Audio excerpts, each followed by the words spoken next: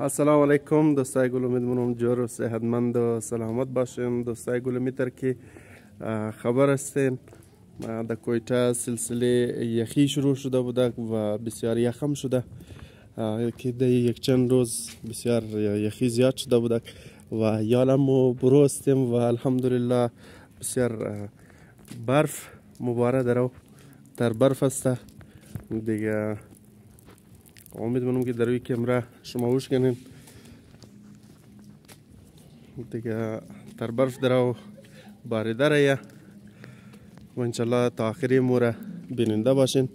و دوستایی که نو بله چینل هم ده دلنواز پروڈکشن را بله یوتیوب شما سبسکرایب کرده میتونین دیگه. بسیار بهترین است در همو باره.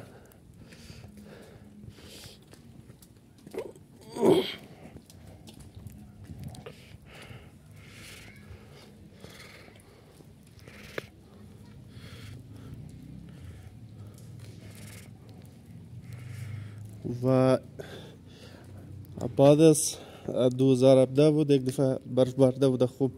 برف که دوستا قوما که از کراچی می آمدک رامابند شده بودک دیگه. الان درو برف مبارک تو خنی که چی میشه و ما برای فعلا موجود هستیم در هزاره تاون علاقه جاکرتا.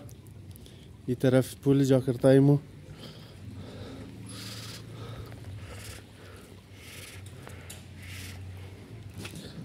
دیگه. گفتم که در برف است امزو بز تا که بله زمین موپره آو میشه درم دیگه. تو خانه که آیا ای در برف هم تبدیل شده میتونه یا نه دیگه. انشالله شما را اپدیتس میدیم و ناگفتنم نه بسیار بهترین موسم است و قومایی که از شهر کویتا دوره دیگه. امیدوارم جور باشن، سلامت باشن، صحتمند باشن.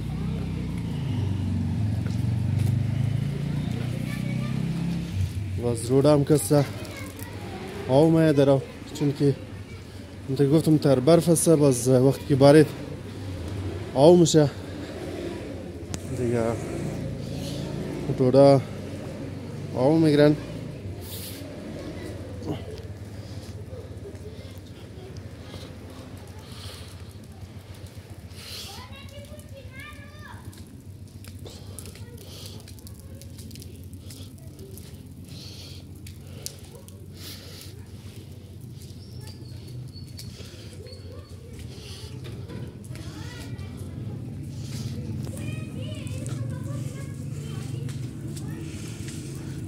دوستا. در وطن وقتی که برف مبارد مردم کسته برنگ مبرد بله مختلف خانه مختلف جایه دیگه. اینجا الحمدلله اگر برف ده مردم مبره امو رسم رواج اینجا است دیگه.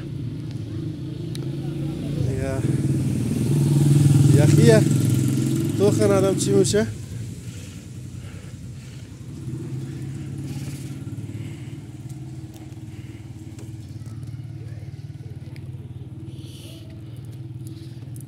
خب دوستا انشالله که جور باشین، صحتمند باشین، سلامت باشین، مزاحم شم نموشن. انشالله خیال کلو بلین.